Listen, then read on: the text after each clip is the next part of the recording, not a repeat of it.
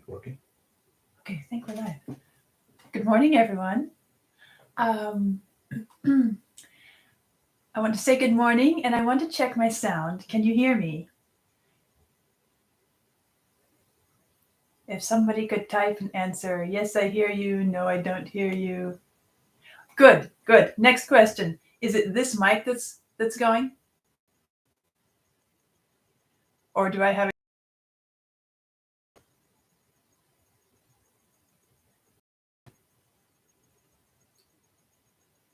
I'd love it to be this mic. I'm not sure how to, if we had the settings proper. So if you can hear me tapping.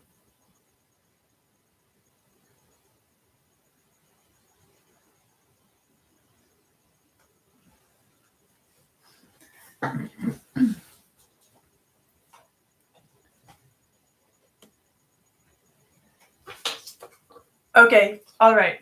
We'll go with it. I hope the sound quality is good enough. This is another setup. We'll see how it works. We'll see how, hopefully, it'll be good for everybody. And hopefully, it'll be good for everybody. I'm so happy to be back. I am back feeling well again. And I'm happy that I can be online with you this morning. I'm happy that I can be. Vlad, are you able to? Vlad, can you get your? There's a lot of feedback. That's all right. Just making sure everything's connected so we don't have all kinds of echoing and feedback. Okay, so I have a lovely list of questions from that we've collected since the last live. And let me see if I can find them. I'm on this new setup. Here we go. So I'll start in. And today, with this setup, I have the big screen. So I'm able to see your comments. I'm able to see the list of questions. And I'm hoping for a nice interactive session. And I'll be announcing my camera's auto unfocus is working. Well, I'm sorry. We need to improve the camera a bit. I could put a sheet over the window back there. Or is it? No, okay. We'll just leave it as it is for today and go on. So at the end of this live session, I'm going to announce the results of the poll, which we've had going this month. So you know what to expect from one of my first listens this October. And also I will be announcing the next list for this month's poll, which will be the listen for November. So I'll be doing that at the end as we wrap up. Okay, let me start with this question by Joni Birchenshaw. And she asked me, would I, as a classical musician, or even like to go to a Rammstein concert? And my answer right now is, I don't know. There's a something in that idea that intrigues me, and I would dare. I don't know if I would like it. That's my answer. I would dare, but I don't know if I would like it. So that's that. Maybe I will someday. Johnny Crinkle has asked me also. He's asked what headphones am I using and whether I am listening from a lossless source such as Tidal. Well, the headphones I'm using right now are Sony WH-1000 XM4, whatever that means. They're Vlad's pair of headphones. And we know there are lots better ones out there, but this is what we have for the moment. It's what we can afford, and it's enough to make it worth my while. And then we got a question. I got a question from Lyndon Wilkie about King Diamond, and says there was a point in the piece where you were surprised by a sudden and dramatic pause, complete silence. Do I see this? Is this found in classical music? And the answer is yes. And I love the use of silence in music.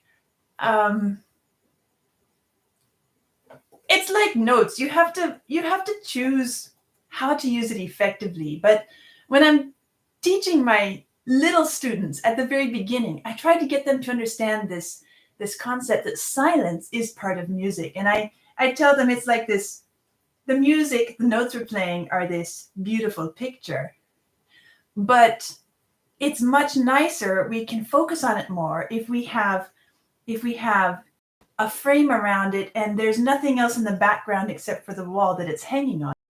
And suppose the wall is white. We can imagine that's silence. And then perhaps there are white colors in the picture.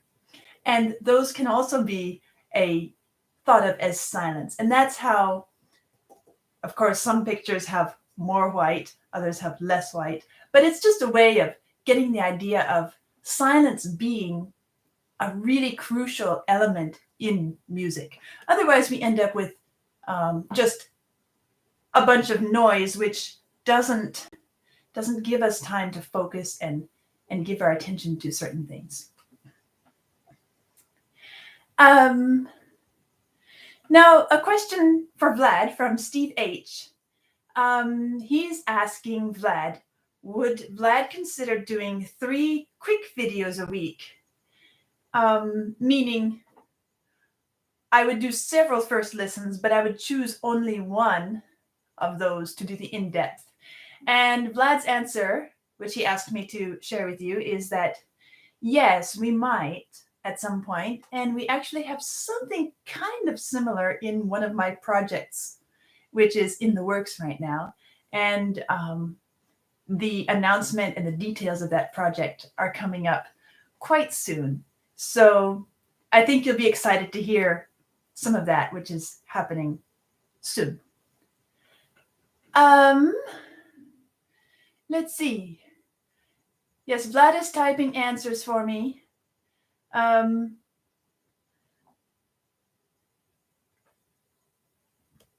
Hat89 says, I've noticed a lot of people that approach a new genre, it may take them a while to adjust their ear for it. Will I revisit some of the songs down the road, which I'm listening to for the first time? And the answer is definitely yes.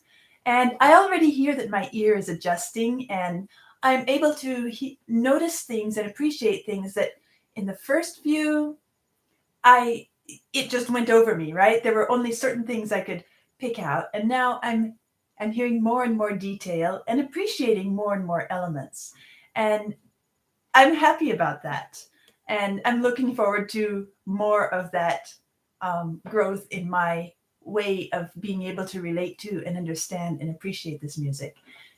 That's the whole point of the project, is because it stretches me. It broadens my experience, and hopefully along the way, it's also enriching yours as well, even if you're already a lifelong, shall we say, skilled listener in this music.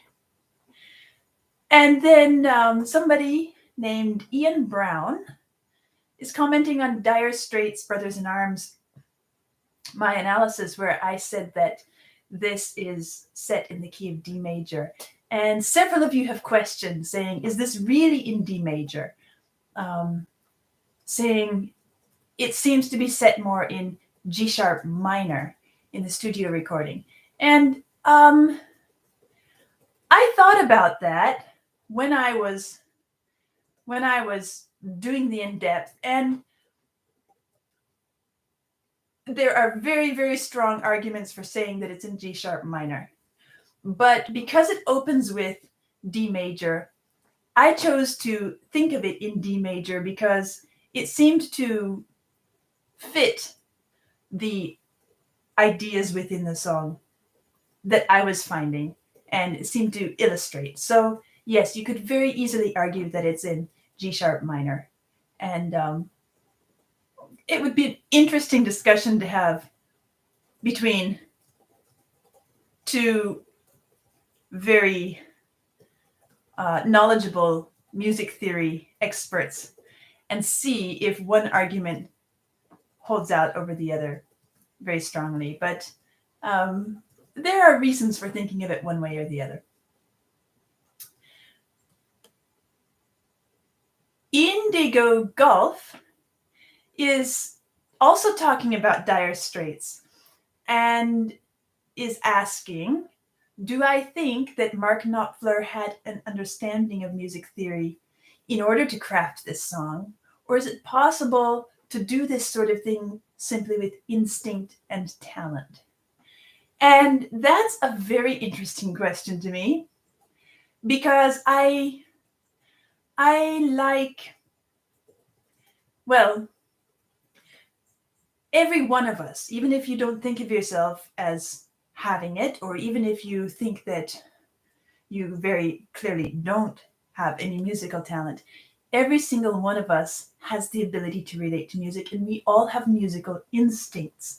And much of that is built around what we're exposed to and how our ears are cultivated as we're growing and going through life.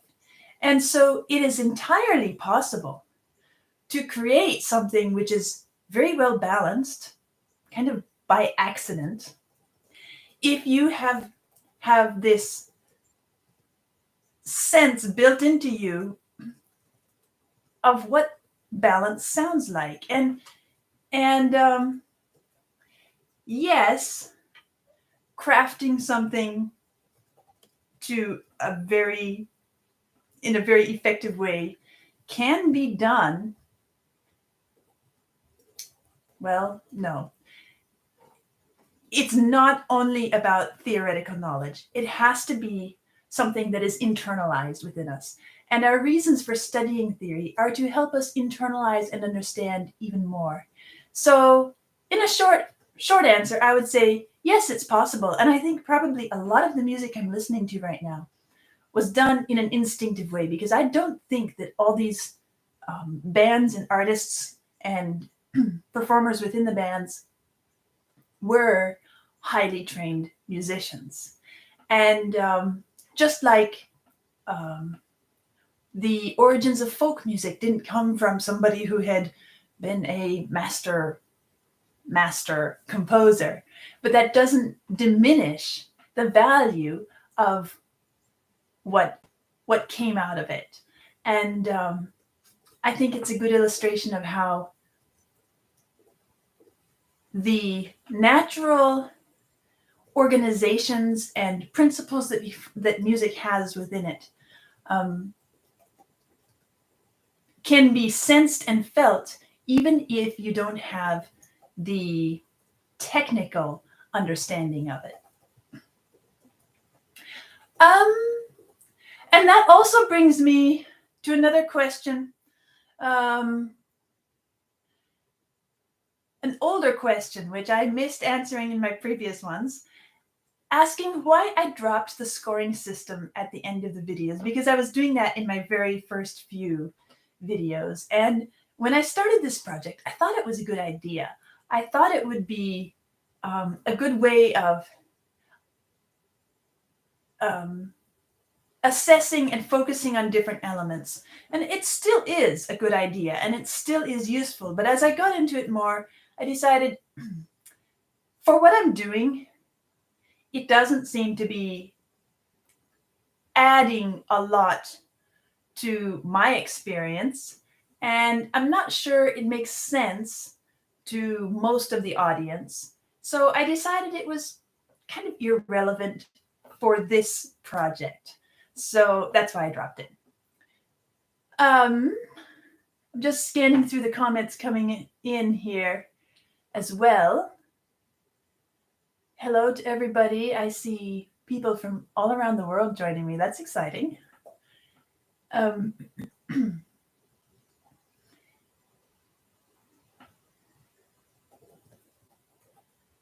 let's see.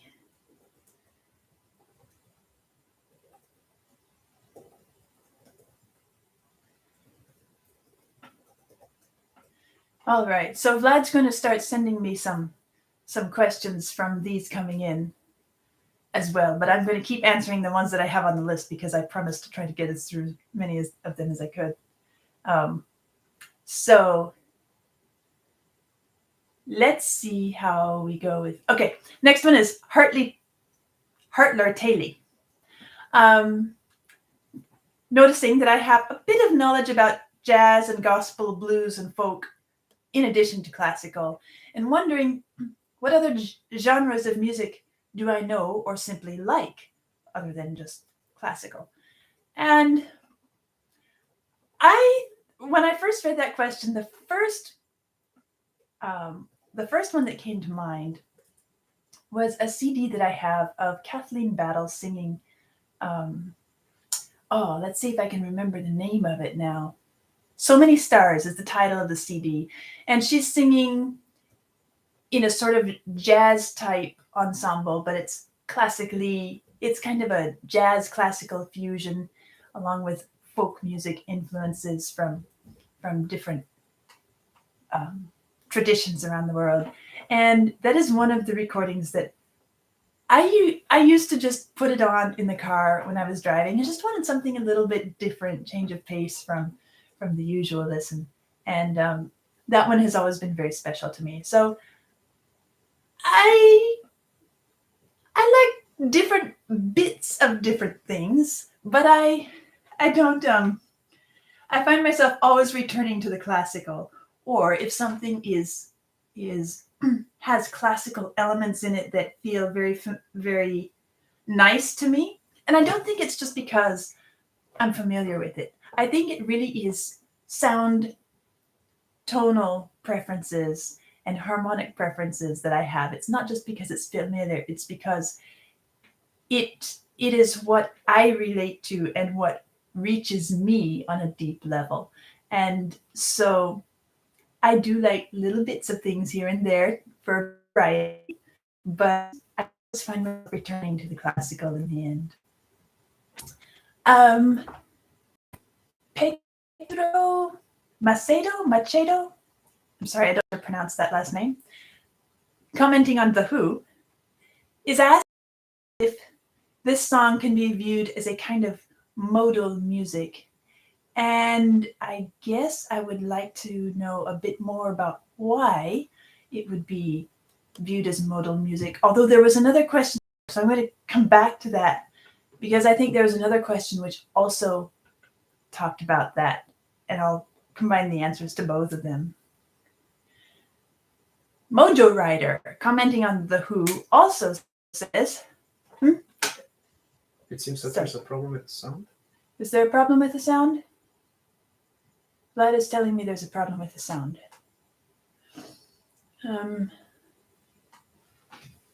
Can you hear me clearly?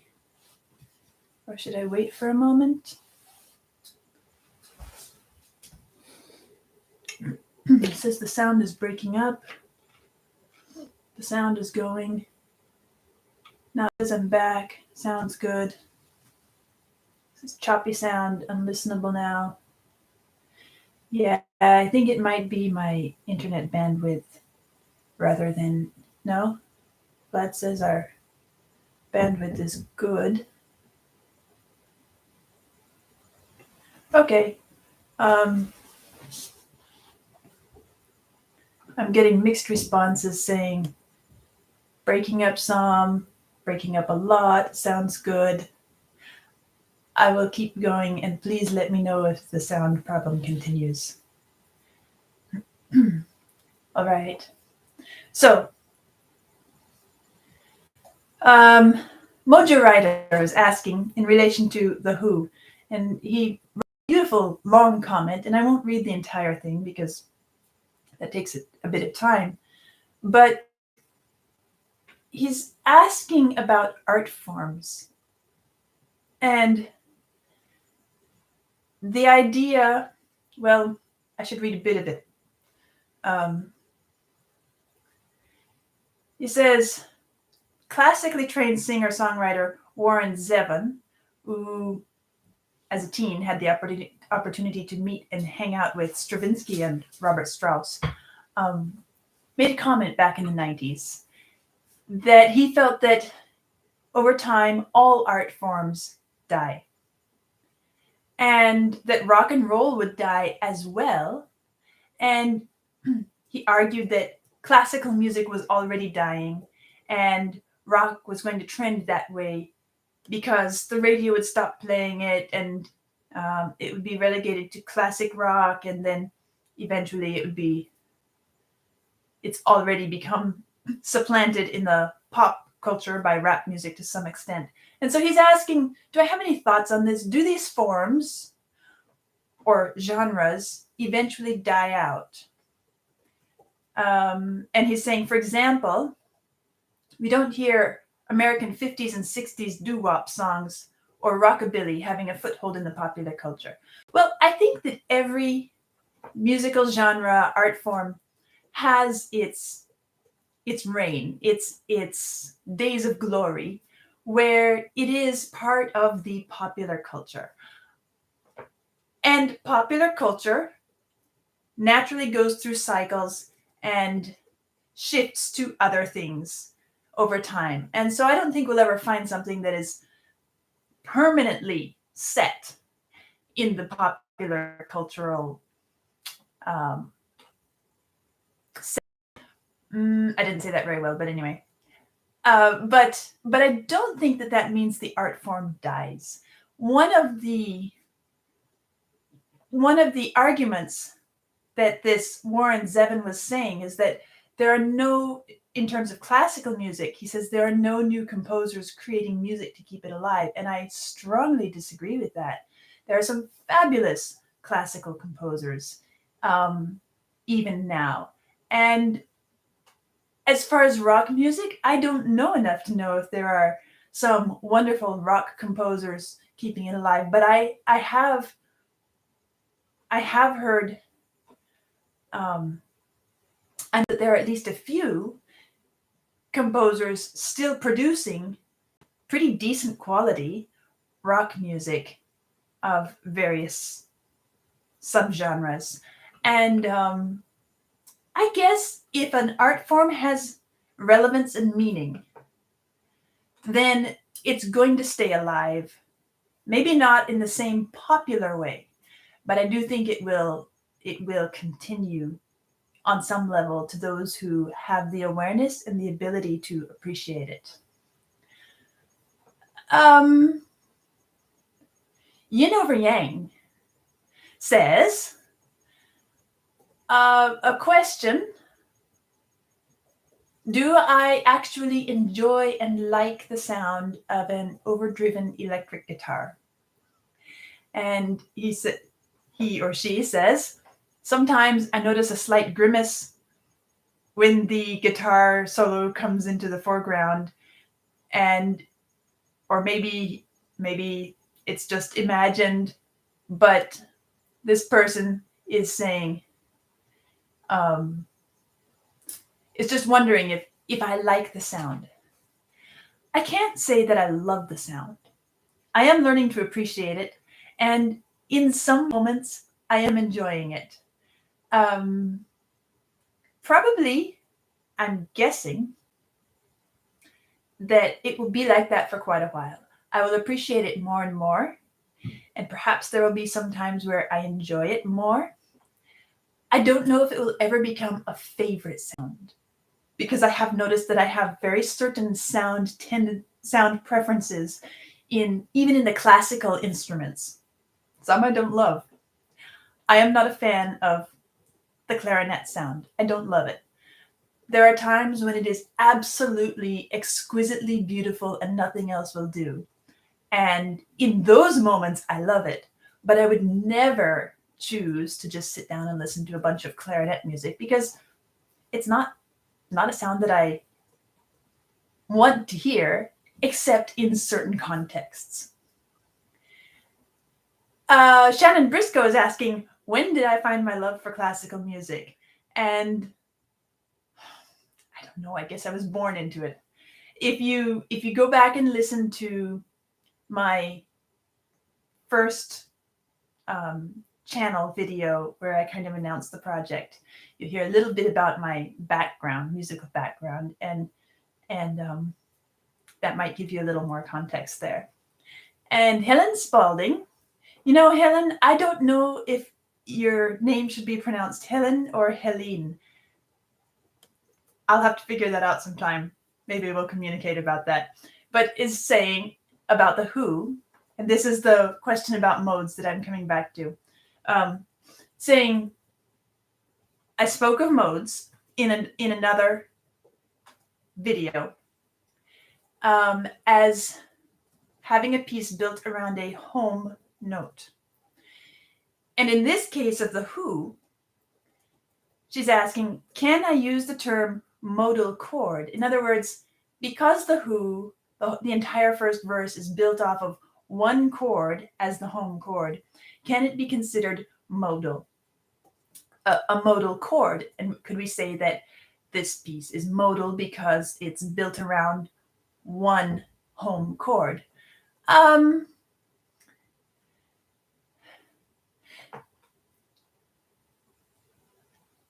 I'm guessing that that's the same question that came up earlier, but it wasn't quite so detailed, and so I wasn't sure what was being asked about the who being modal.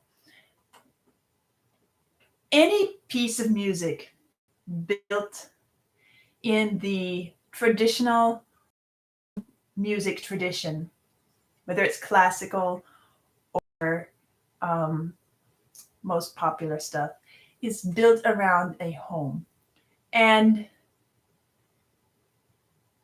it doesn't have to be modal to be built around a home note or a home chord. Maybe I wasn't very clear about that, but the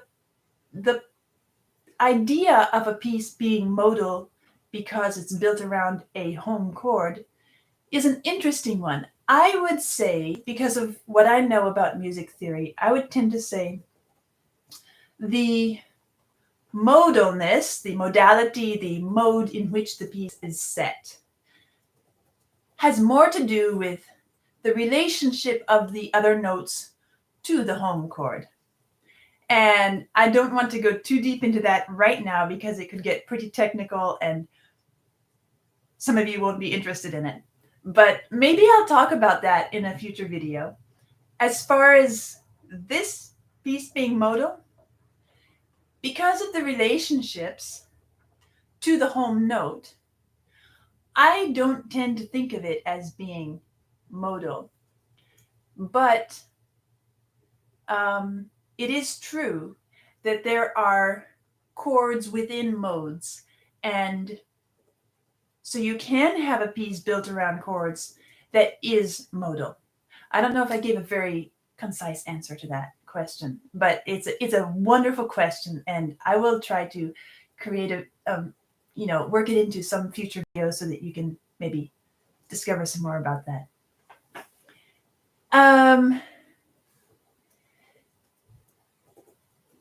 Rick Lockett, also commenting on the who, says, do I feel like the downward progression of semitones hits differently here than it might in other places? And in other pieces, sorry. And downward progressions can do several things. So yes, it's certainly different than in other contexts. But I'm not exactly sure what you mean, what the question was about. But I would say in general, yeah, it totally is. It's unique to here. There are certain standard, there's a certain standard set of images, feelings, ideas which are expressed in downward semitone progressions. But there are several different standard ones. And so it could be this one here, it could be that one in another piece, it could be this one in another piece. And then, of course, there are always the exceptions and the surprises where it does something entirely not what we would expect. The Violent Muffin is asking, could I make a video in which I recommend the absolute cream of the crop classical composers to listen to along with some of their work? And actually, several of you have asked me, could I review some classical works? Could I talk about some classical works? Could I recommend some classical works? Can I mix some of that in? And I guess I will. Maybe not immediately because I have so much on my plate right now. But I like that idea. I like the idea of being able to share a bit more of the music that I love, and why, and maybe pointing you to some really interesting things to explore yourself.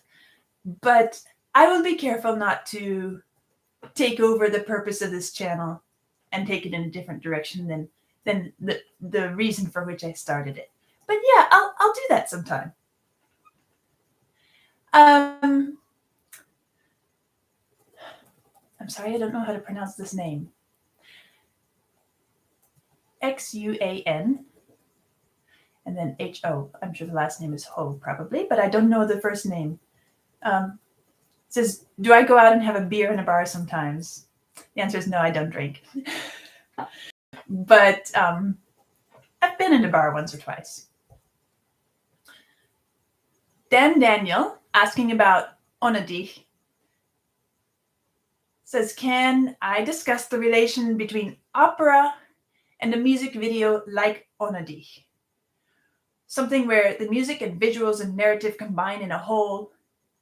Or maybe he says, maybe opera is the unkempt bastard child of classical music, so it's best to avoid the topic. Anyway, no, I wouldn't call it the unkempt bastard child. It is very much its own genre within classical music.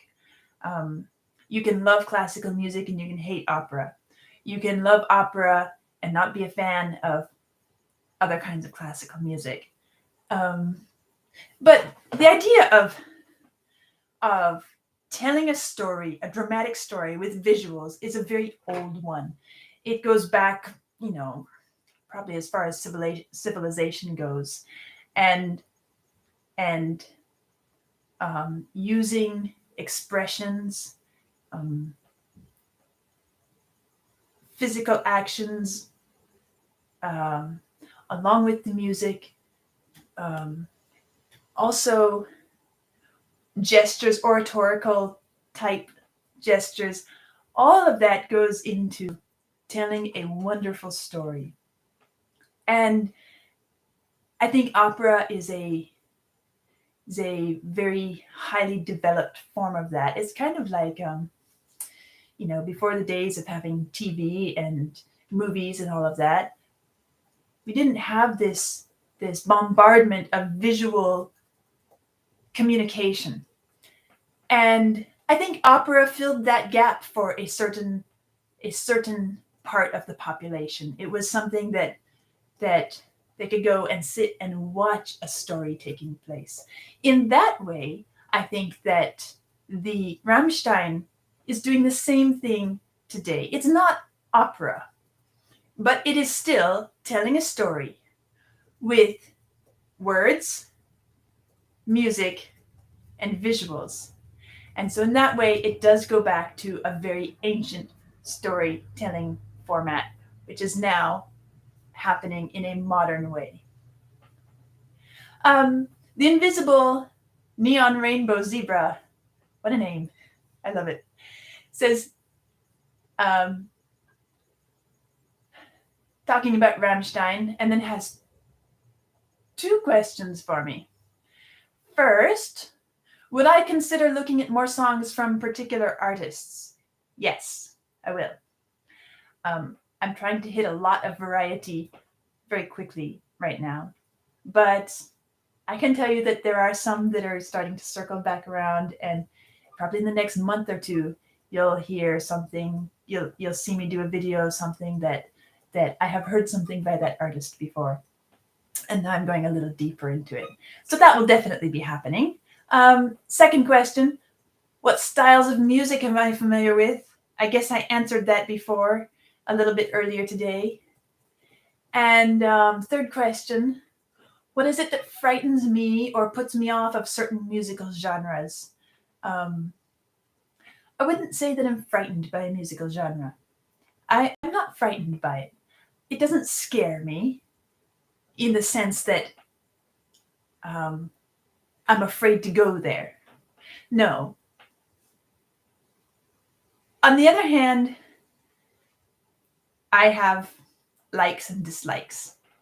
And some things are not something I love, maybe because it's unfamiliar, maybe because I haven't gone there enough yet. And some things I don't love, even after I've gone there many, many, many times, even in classical music. There are certain things that certain composers, certain styles of music, I don't love it. I've gone there many times. I don't love it. I'm okay with that.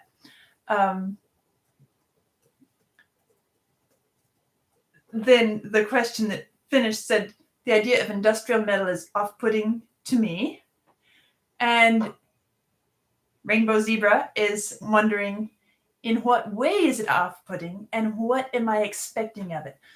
Other than my preconceived idea that it sounds like factory noises, I guess I'm not expecting anything. And I can't even say that I was expecting, when I chose to go into it and explore it, I didn't expect to find just all factory noise, because really, who's going to just sit and want to listen to a factory all day long? There's got to be something more there. But I didn't know what. And so I just went into it with an open mind, curious, the idea of what comes out of it. We'll see. And I'm still there. So Rory Taylor is asking, can I please cover some blues rock music? Yes, I will. I'll be getting to that. And then another name which is kind of unpronounceable to me, UXKIO. I'm not even sure it's supposed to be pronounceable. Says, is asking about Brothers in Arms. Asking, do I think that they are one? The man with a soldier in him that gradually dies, going from man to soldier and back to man again? Or do I think something else? And my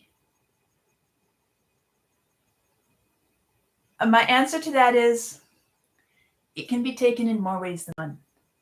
And that's one of the things I love about the song, because you can understand it in multiple ways that are all suitable to the music. And so it helps us to open our minds and look at different tips. It also makes it so that it is relevant to many different people in different experiences and parts of life. And I think that is one of the things that makes a piece of art very relatable and attractive without necessarily having to be simplistic, is when it is able to reach people in different ways, all of which are legitimate, all of which have meaning and relevance, and all of which give us room to grow. And so, yes, you could take it that way, or you could take it another way. And you could take it specifically in the setting of battlefield, or you could even take it broaden way out and apply it to a broader life picture. Ketil Lidal, also talking about Brothers in Arms. Will I try to recreate this song in a classical way? Maybe I will. It's one that could work on the harp or piano or something like that. And And I'm sure probably it's been done by somebody somewhere already. I'm certain of that. Because as many of you have said, you couldn't believe I've never heard the song before. So being that it's such a well-known song, I assume many people have performed it on various instruments many times. But maybe it's something I'll do too along the way because it is a lovely piece of music. Vlad is asking me something? Yeah? No?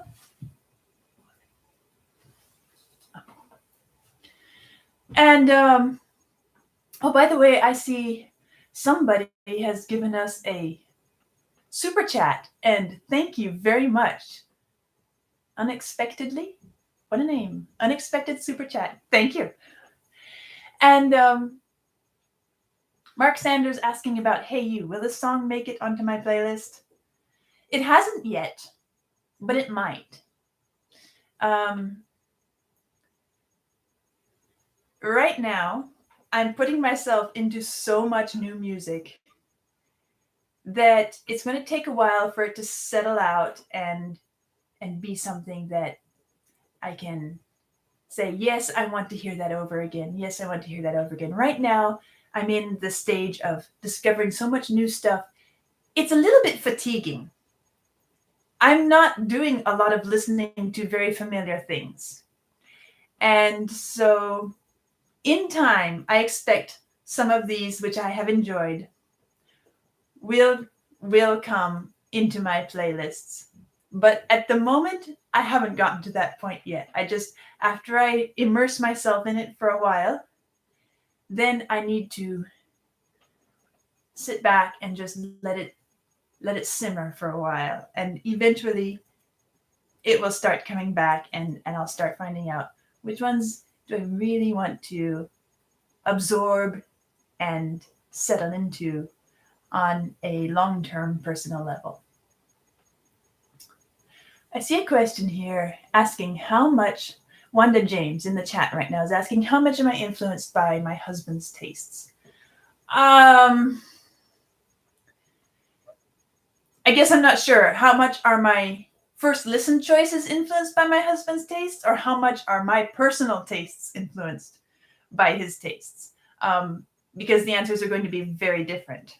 Obviously, he's the one who's kind of taken the reins and is helping me navigate this new world of music, which I'm unfamiliar with. And so many of the first listens are chosen by him or influenced by him. If it comes from somebody else, he still decides yes, no, and so forth. As far as my personal tastes and what I like and don't like, I can't say that I'm terribly influenced a lot. We have much in common in our musical tastes, much in common. But at the same time, we have some very distinct differences, and that's okay. Yes, I'm influenced in the sense that it's giving me a chance to do this project, explore, find new things, and it's giving me the tools to do it without completely stressing myself out. And in that way, I'm influenced. Daddy Leon also asking about Onadi. We have a lot of Onadi questions. Is asking, how do I keep myself from listening to more? Because in the Rammstein video, I did enjoy it. How do I keep myself from listening to more of it? Surely the temptation is great to see what else they have. Yes, it is. I have so much that I want to discover and see what else they have. Both in the things that I have loved and the things that I haven't been too crazy about. Because I'm curious to see, okay, if there's one song from a band and I don't love that song, I'm curious to see what are some of the other examples of that band? Because surely they're not all just cookie cutter repeats of the same thing. There might be something there which I will really love at some point. Again, it's a long process. but I will be discovering more. Luke Runyon is asking about Black Sabbath. Oh, not asking. He was commenting, and it was a lovely comment. And then there was this wonderful little sentence where he says he felt like his eyes were playing tricks on him because he kept seeing something like snow floating around in the air, and it was a little distracting. I have to tell you, after we shot that video and Vlad put it on the computer to start editing, I walked in and he's like, "You won't believe it." And he was so mortified and he felt terrible that the camera had picked up these little tiny dust specks. Well, it's because there was this stream of light coming from an upper window, and it just seemed to hit at the perfect angle to illuminate those dust specks. We didn't see them in the moment of shooting, but somehow the camera. We could redo it, and he said, "No, we won't be able to do it today or tomorrow, next day, so let's just do it." That's why you have those wonderful little snowflakes, which don't melt. And then Hartler Taylor, another question from Hartler Taylor, asking, saying, "I think everyone would enjoy hearing you play that Sabbath Doom riff on the beautiful cello I have." Well, and that reminded me that there are several old questions about the cello asking, do I play that cello? Who plays the cello? Where is the cello? It's sitting there in the videos, but it hasn't been mentioned. Both of my parents are amateur cellists. Neither of them play professionally, but they both. My dad studied as a teenager, and then branched into other things. My mom has picked it up just in the past couple of years as a sort of an instrument she's always loved, always wanted to learn to play. And so she's learning to play now. And that is my mom's cello there. And sometimes I sit down at the piano and she sits down at the cello and I accompany her with her little music that she's learning. And we have a lovely time.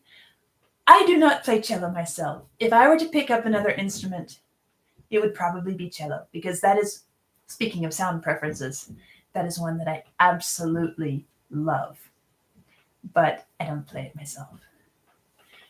And then another older question asking about the harp, saying they would love to see a video about the harp, tuning, setting up, a little demonstration. Well, actually, that's one thing I'm planning to do pretty soon. I want to give you all a tour of my instrument, which is, that's a thing I love. That is something that I can go on for hours about, and I love it. And I'm going to give you a little tour of that part of my life, the details of how it sounds, what sounds you can get, how it works, and things like that. Maybe I'll do several videos, because this person who asked, O'Neill, is a singer-songwriter, and so I think that they're wanting some technical information in case they want to work harp into a song. You always have to know how to write for an instrument to make it playable on that instrument. And so maybe I'll do a couple different videos so that there are things for everybody. Another old question, how many animal masks do we have? Well, I'm not sitting here where that zebra is visible. It's over on that wall. And the answer is just that one. We picked it up at a secondhand store because it was there, and we thought it was cute, and it came in handy because there's a hole in the wall there.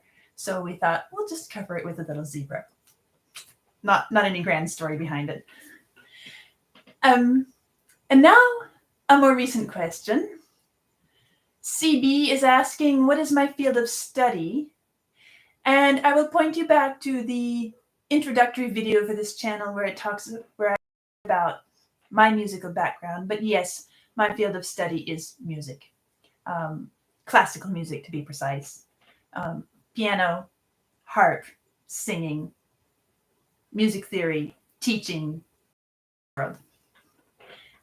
Again, Gerbil 13 is to return to bands I've already done. Yes, I talked about that. Someone is asking if I have ever watched videos by the piano guys. And Vlad answered I have not, but the truth is I have. I don't think Vlad knows that. But they're a pretty interesting group, and I've seen some of their stuff, not all of it. No, that was another answer to another question. Oh, okay. Sorry, Vlad is correcting me. Yeah. So I've seen a couple of their videos, and some of them are really nice. In fact, some of my students have brought in some of their compositions at times and said, I love this piece, and can I learn to play it? So I've even taught a few of their own compositions to some of my students. Luis Nunez is wondering if a look at metal bands that use instruments with which I am familiar would be a good idea. And I think that's in the works. I think Vlad tells me that there's something coming up which has classical instruments in it. I don't know what it is, but I think I heard him say that something within the next month or so is going to be including instruments that I'm familiar with. And then, is this Radon? Anyway, really enjoying this. It's so far from Bach, Beethoven, and Mozart. And saying, I can't imagine you would put this type of music on your playlist.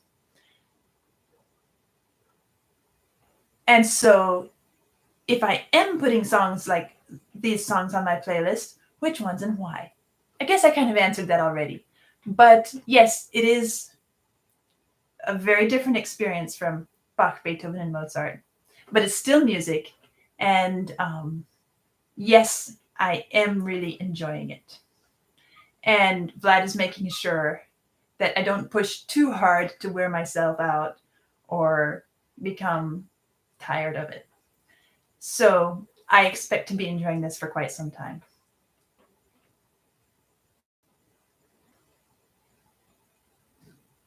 Error Gorilla, I see you're asking, have I seen the video of Ben Folds composing a piece live for orchestra and tenors? No, I haven't seen that video. Maybe I should look it up. An older question from some time ago by Alexandra Smith. I put this here because of the question by the previous question. Alexandra Smith says, I ask one thing. Please be kind with these songs. While metalheads may have an appearance, we do genuinely care for these songs. They get us through hard times over the years. And we find safety in them. And I saw another question recently, and I guess I forgot to write it down, so I can't remember who asked it. But somebody was saying about metal music in particular, what is it that people listen to? Does all this death and darkness have any redeeming qualities to it? And why do people go there? And does it give them anything? And I guess I put this question here in response to that because it's somebody who comes from that metal background, and I'm not a metal crazy person yet, at least. So I thought it would be fair for you to hear from somebody who really is.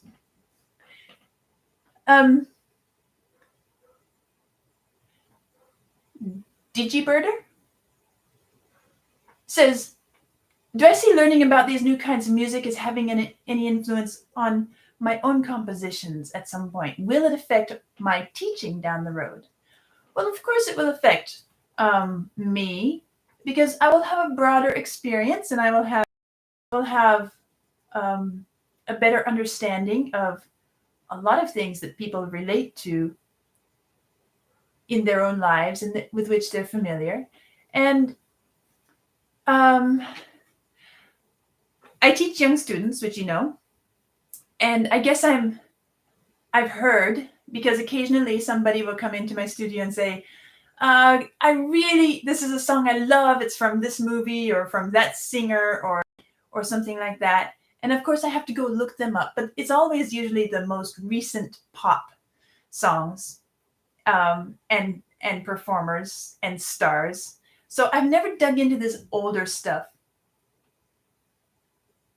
It's kind of funny because I specialize in really traditional music, and then my exposure to modern music comes through my students a lot, and so it's the most recent, most popular, the pop stars and so forth. So I guess that's how I missed this section of music in my life. But here I am, and I'm sure it will have an impact on my teaching and my ability to relate to and understand students and music. And let's see. Oops, where's my mouse? There it is. Someone commented, Eclectic Explorer, saying, I noticed that this time you posted the first listen and in-depth analysis on separate days. Was that intentional? And we did have a little bit of a fumble where the first listen went live on YouTube before it should have for a few seconds. I think some of you even got to watch it early. But we do post the first listen on Ko-fi for anyone who donates any amount, whether it's one time or a continuing donation or whatever. If you want to have access to the first listen, that's how you would find it, is just go to Ko-fi, make whatever donation you want, and then you will be able to hear the first listen as soon as I've done it. And then I save it to post on YouTube as a pair with the in-depth analysis. It's supposed to go up at the same time on YouTube. And then, again, a question about Dean is asking, would I consider giving you all something to listen to? He says, we're just a bunch of rock and roll guys for the most part, LOL. And I guess I answered that earlier saying, yes, I think I will. Maybe make a video occasionally about a piece of classical music or something that I love and has been a part of my life or my experience. But also keep your eyes out for the little links and references to classical and other music that I put, because I am looking for connections and ways of linking, because it's all music. And so it's going to have things in common, and there will be cross references. And this rock music didn't grow up in a vacuum any more than classical music developed in a vacuum. It was all part of society and culture and the developments happening. And so there are going to be links. And I am trying to keep my ears out for those. Sometimes I miss a few, of course. But I do try to put some links, at least for you to test out something and see if you like it, or see if you find any common ground between it and the piece I'm currently exploring. Josh Henson is asking, what do I think of heavy metal in general so far? And the answer is,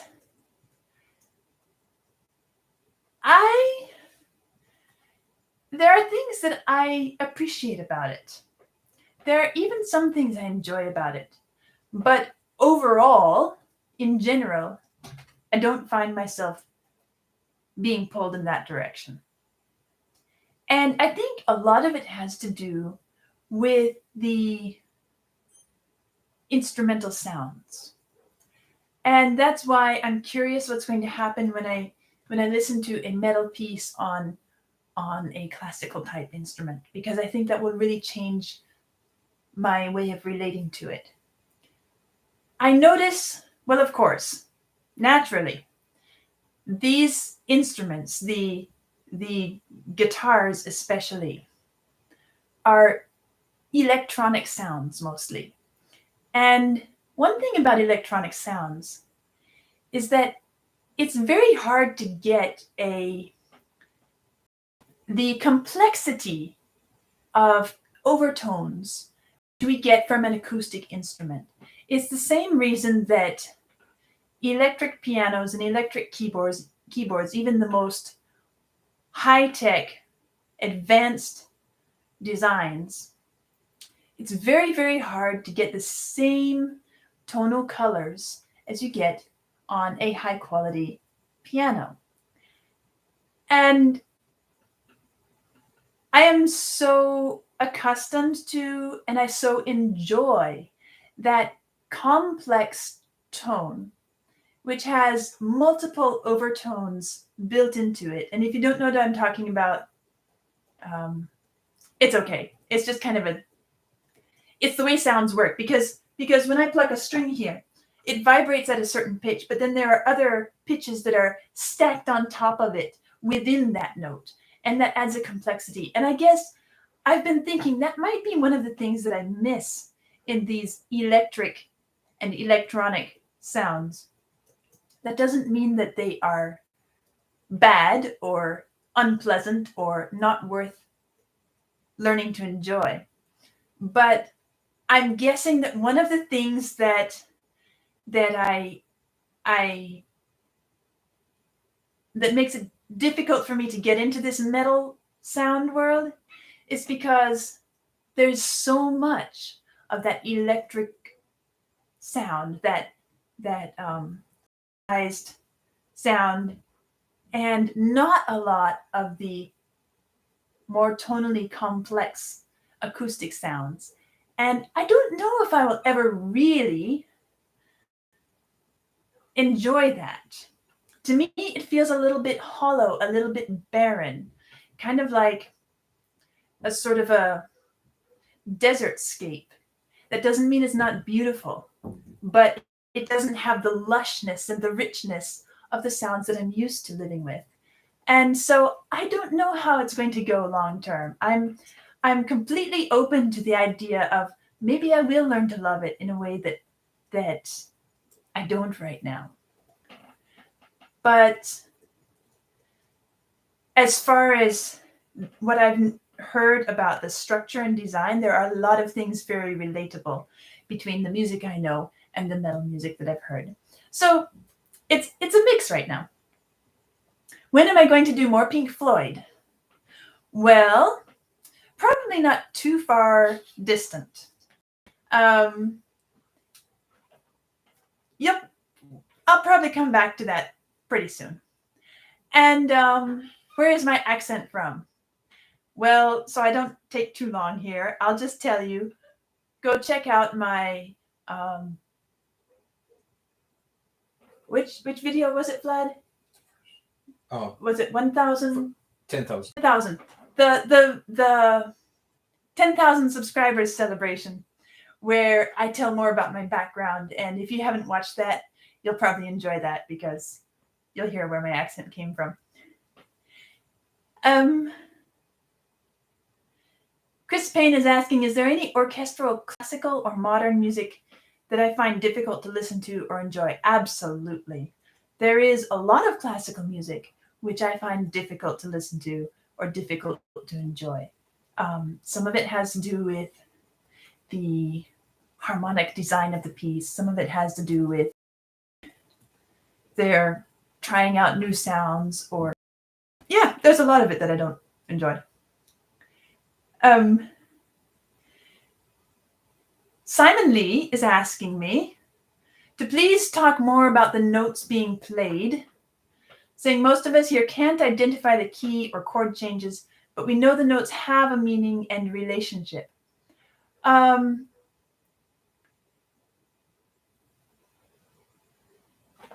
trying to be balanced. I don't want my videos to turn into something that becomes hard to listen to or enjoy if all you want to do is understand a bit about why do we love this music? what makes this music amazing? What makes it do what it does?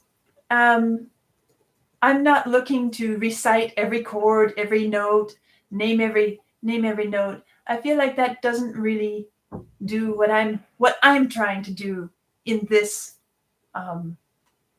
project. But and so some of the songs I do go into some music theory, because that is how we explain what's happening in the music that makes it do what it does. But I am not trying to go so deep that somebody without any music background couldn't follow and understand. I really hope that what I am saying, especially in the second videos, the in-depth part, I'm really trying to make it be something that is done in a way that if you have no musical background whatsoever, you can get an idea of the workings of music without having to know a bunch of technical terms or theoretical relationships. I want it to be accessible. I want it to be relatable. So that's what I'm trying to do. And then one other question, which I had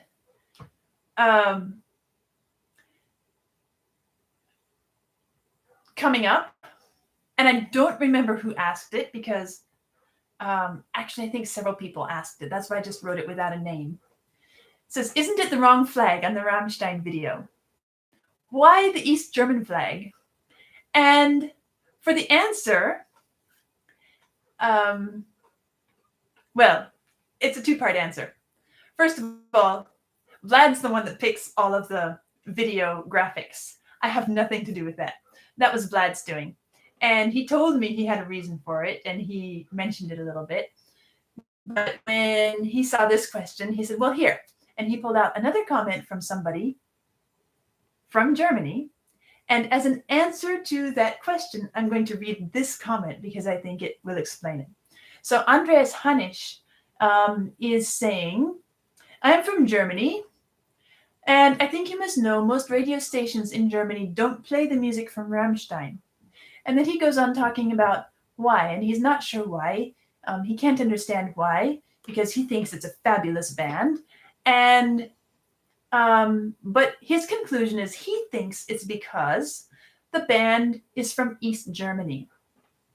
And he says the singer lived for many years in his hometown.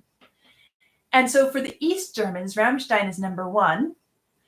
So much so that this Andreas Hanisch couldn't get a ticket for them when they came to his hometown. It all sold out, so he had to go to Copenhagen to see them live. So that's his reason for thinking that Rammstein is not so popular on German radio. But it also explains why Vlad chose the East German flag. Because when he makes the thumbnails to each song, he's trying to give you hints about the identity of the artist before you click to find out what it is. And I was thinking, maybe it would be a fun game to try. If you want to, you could try guessing the artist and the song, at least the artist, from the thumbnail view before actually clicking on the announcement. It could be kind of a fun little game. And then if you do that, drop me a comment and let me know whether you guessed it right or not. It'll be fun to tell Vlad, you're doing a great job. You're not doing a great job. This one was tough. That one was too easy. And it's also a good place for me to talk about a mistake I made. In one of my videos, I was talking about composers, and I was listing a list of composers, including Mozart and Schubert, and I lumped them all under the heading of German composers, German music. And many of you called me out on that. You are correct. They're not all German. Mozart and Schubert especially are Austrian. And I was very sloppy in that moment.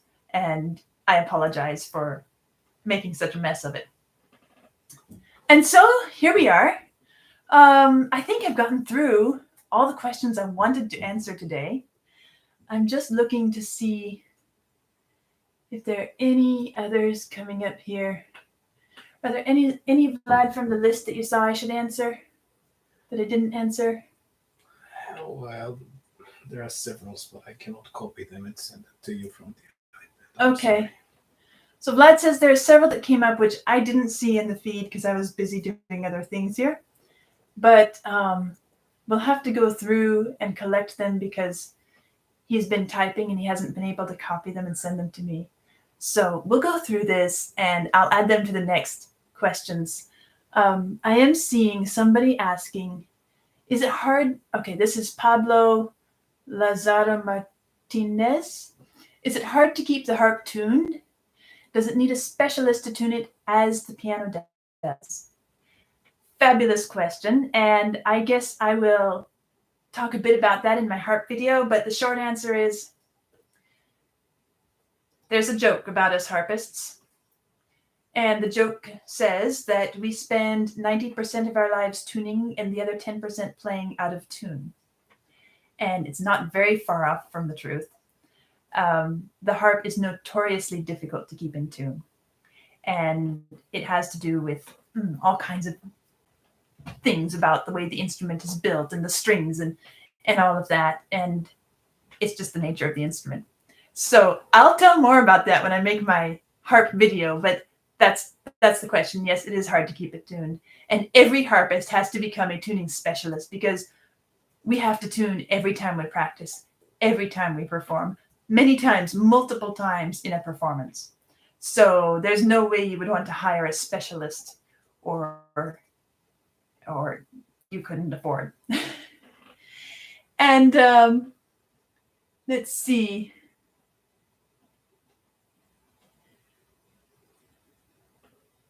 Okay, so I'm just looking through the stream and I don't see any other questions. So I'll close it now and we will go through, Vlad and I will go through the list and try to catch those other questions which I missed.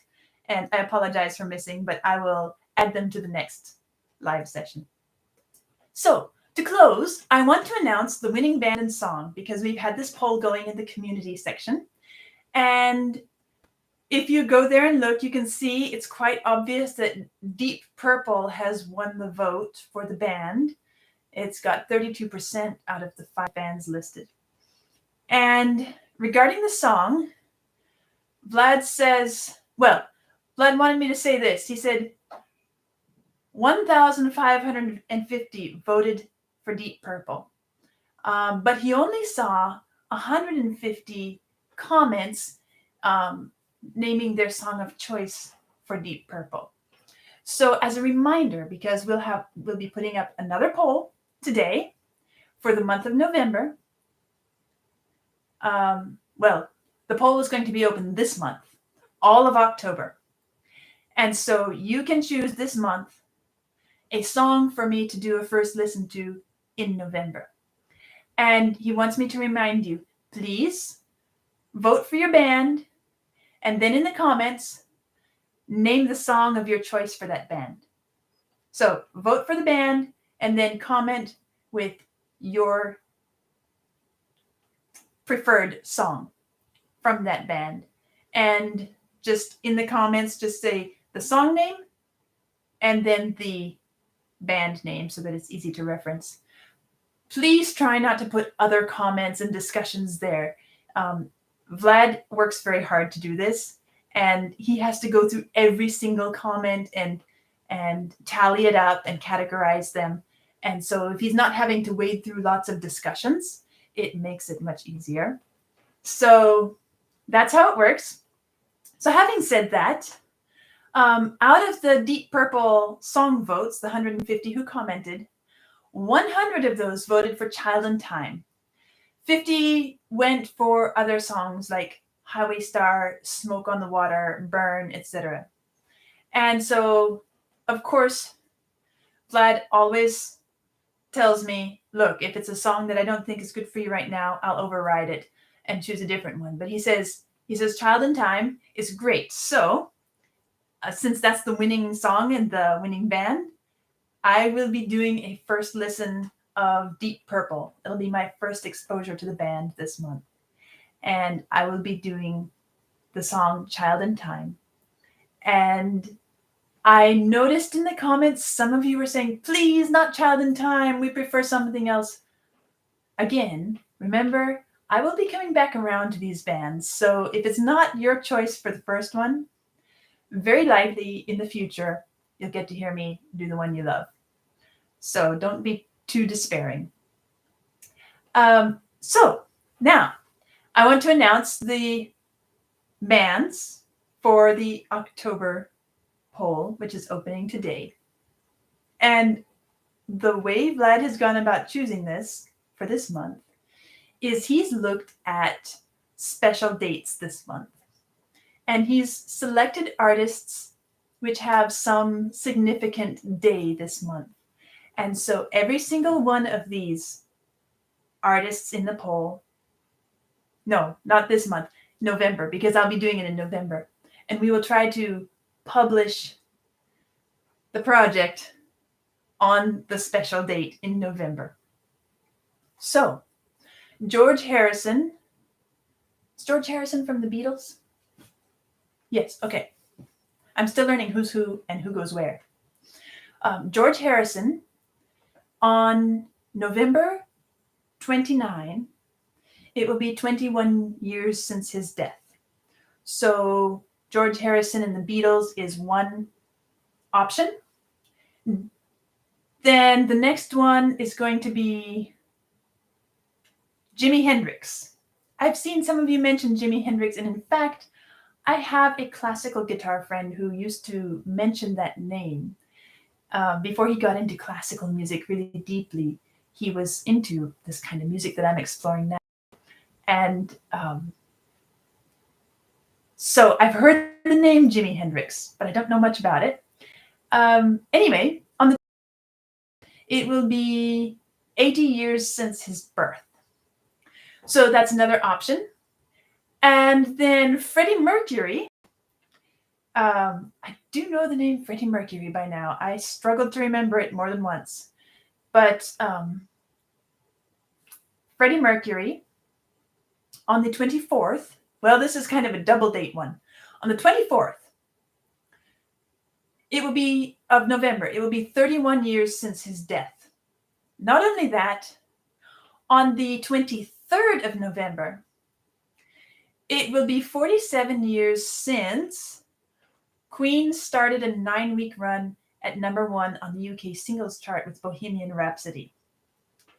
And so I've seen lots of you saying, do Bohemian Rhapsody, do Bohemian Rhapsody, do Bohemian Rhapsody. And Vlad put some notes here for me. The promotional video that accompanied the song is acknowledged as, in general, as being the first pop video. And it only cost £5,000 to produce it. And when the band wanted to release the single, various record executives told them that it's too long. It's 5 minutes, 55 seconds. It'll never be a hit. Won't do it. Anyway, so that's the details about Bohemian Rhapsody. And Vlad says, that's a given. If Freddie Mercury wins the vote, no debate, Bohemian Rhapsody is going to be the song, because he says it's a special date in November and it would be a great time to put it up. And then we have Metallica as an option. I've done one Metallica song. That was Justice for All. But on the 18th of November, Kirk Hammett will be 60 years old. And so if Metallica wins, we'll put something up on the 18th. And then Leonard Cohen, on the 7th of November, it will be 7 years since he died. So those are the 5 options for the poll this month. George Harrison, Jimi Hendrix, Freddie Mercury, Leonard Cohen. Anything other than Freddie Mercury, Bohemian Rhapsody, all the other 4, George Harrison, Jimi Hendrix, Metallica, and Leonard Cohen, Do drop your song of choice in the comments so that we have something to choose from. And this is going to be fun. I'm looking forward to it. And Vlad's going to get that up pretty quickly here today. So keep your eyes open and let's see what happens. I have enjoyed being here with you today, and I've enjoyed this setup. I've been able to kind of keep an eye on the comments feed a little bit more than I could last time. I felt like I was a little more connected to you. And so I hope you all have enjoyed it too.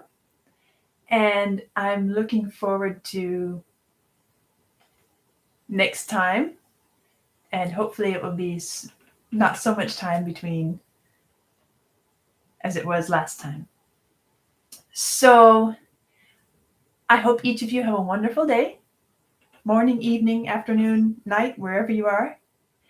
Thank you for joining me. And we'll meet again next time.